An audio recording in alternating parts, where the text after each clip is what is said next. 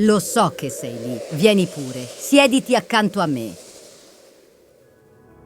Era un'immagine troppo bella per disturbarla, ma se insisti.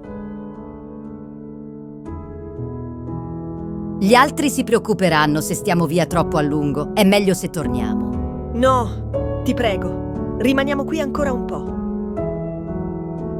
Chi lo avrebbe mai immaginato che fuori dalla catena montuosa potesse esserci un regno così tanto bello sotto la luce del tramonto? È vero, ma le cose belle possono essere apprezzate solo da chi ha gli occhi giusti per farlo. Allora sono fortunata a essere seduta con qualcuno così tanto capace.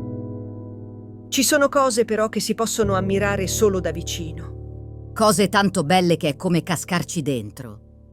Lo sai cosa faccio in questi casi? Cosa? Mi lascio andare.